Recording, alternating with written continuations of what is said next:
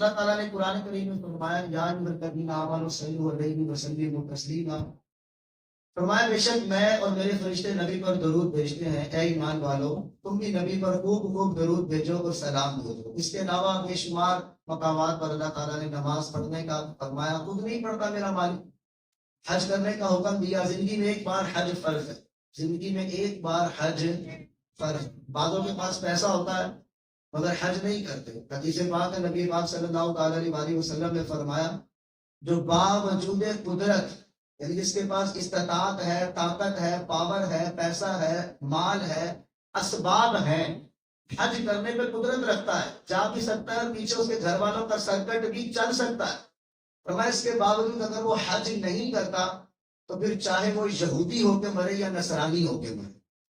یہ آقا کریم علیہ السلام کی حدیث پاک ہے۔ اللہ ہمیں حج بھی نصیب فرمائے اور حج کے اسباب بھی ہمارے لیے پیدا فرمائے کہ آتے ہیں وہ وہی مدینے جن کو سرکار بلاتے ہیں، کہاں کا منصب، کہاں کی دولت، قسم خدا کی ہے یہ حقیقت، جنہیں بلایا مصطفیٰ نے وہی مدینے کو جا رہے۔ مدینے جانے کے لیے، مکے جانے کے لیے، مزدلفہ دیکھنے کے لیے، عرفات دیکھنے کے لیے، مینا دیکھنے کے لیے، غار ثور و غار حرا دیکھنے کے لیے دعا کریں گے، تڑپیں گے، التجائیں کریں گے، تبھی تو بلاوا آئے گا۔ اور اللہ جس پہ کرم فرمائے، وَتُعِزُّ مَن تَشَاءُ وَتُذِلُّ مَن تَشَاءُ، اللہ جس کو بلائے، اللہ جس پہ کرم فرمائے۔ تو درود پاک کے حوالے سے باقاعدہ حکم قرآنی موجود ہے۔ اب درود پاک کون سا پڑھے؟ درود ابراہیمی ون آف دا امپورٹنٹ درود پاک، افضل ترین درود پاک ہے، لیکن ہمارے یہاں ایک بھاری تعداد ہے اس کو درود ابراہیمی ویری سوری اسے صحیح پڑھنا نہیں آتا۔ اس کے علاوہ بھی درود پاک ہے، احادیث میں، کتابوں میں لکھے ہیں، علماء نے بیان کیے، صلی اللہ علیہ وسلم، صلی اللہ علیہ وسلم۔ یہ تو ہم بچپن سے کتابوں میں لکھا ہوا نظر آتا ہے، پڑھتے بھی ہیں جب نبی پاک علیہ السلام کا نام آتا ہے، صلی اللہ علیہ وسلم، صلی اللہ علیہ وسلم، چلتے پھرتے اٹھتے بیٹھتے باوضو بے وضو اس کو ہم پڑھ سکتے ہیں۔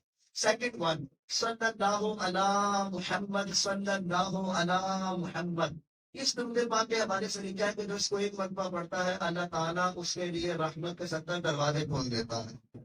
پھر اس کے علاوہ الصلاۃ والسلام علیک یا رسول اللہ، جگہ جگہ دیواروں پہ، مسجدوں میں یہ درود پاک تحریر ہوتا ہے۔ اس کا مطلب ہے الصلاۃ والسلام، اللہ کے رسول آپ پر سلامتی بھی ہو، آپ پر رحمت بھی ہو آپ کے رب کی طرف سے۔ تو اللہ کرے ہم درود پاک پڑھنے میں کامیاب ہو جائیں۔ نیت کریں سارے جتنے بیٹھے ہیں اللہ کا ذکر بھی کریں گے، اس کے محبوب کا ذکر بھی کریں گے انشاءاللہ۔ میں نے دونوں آپ کے سامنے رکھا ہے، افضل الاعمال لا الہ الا اللہ و افضل الدعاء الاستغفار، سب سے افضل عمل لا الہ الا اللہ اور سب سے افضل دعا استغفار ہی ہے۔ جب ہم نسبت کرتے ہیں کہ فرشتے بھی نبی علیہ الصلوۃ والسلام پر درود بھیجتے ہیں تو اس سے مراد ہے کہ فرشتے جو ہے وہ تسبیح بیان کرتے ہیں، اور فرشتوں کی تسبیح سے محبوب کریم علیہ السلام پر رحمت کا نزول ہوتا ہے۔ تو اللہ ہمیں محبت کے ساتھ، ذوق کے ساتھ، شوق کے ساتھ درود پڑھنے کی توفیق عطا فرمائے۔ تو یہاں جتنے بھی بیٹھے ہیں یہ بھی خیال رکھیں جو اچھا کام خود کرے اس کی ترغیب اپنے دوستوں کو بھی دلائیں، اس کی ترغیب اپنے بچوں کو بھی دلائیں، گھر جا کے اپنی فیملی کو بھی کہا کریں۔ مثال ہے جو کام خود کرے وہ گھر جا کے اپنے گھر والوں سے بھی کرے، اچھا کام کر رہے ہیں اپنے دوستوں کو بھی ترغیب دلائیں۔ لیکن ہمارے یہاں بدقسمتی سے یہ ٹرینڈ چل چکا ہے۔ میں چند دن قبل کسی کو تصویر کی دعوت دی، میں کہا یار اپنے ہاتھ میں تصویر رکھے درود پاک پڑھا دوں، کہتا جی میں تو کھلا پڑھتا ہوں۔ تو میں کیا تصویر ہاتھ میں رکھنے، تصویر کی بھی برکت ہے۔ اس طرح موبائل ہمارے پاس ہوتا ہے، پتا ہوتا ہے ہم نے کال سننی بھی ہے، کال کرنی بھی ہے، زیادہ ایمرجنسی ہوتی ہے چارجر بھی ساتھ رکھ لیتے ہیں، اور زیادہ مصروفیت ہے تو پاور بینک بھی ساتھ رکھ لیتے ہیں جیب کے اندر، ایسا ہے کہ نہیں ہے؟ تو تصویر درود پاک پڑھنے کے لیے ہم نے کیا جگاڑ لگایا؟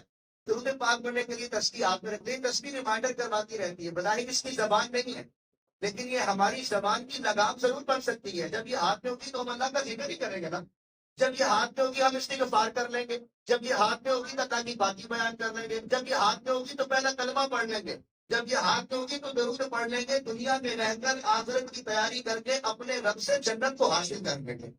یہ تسبیح یہ زبان کی لگام ہے۔ اللہ ہمیں نصیب فرمائے۔ صلو علی الحبیب صلی اللہ علی محمد وعلی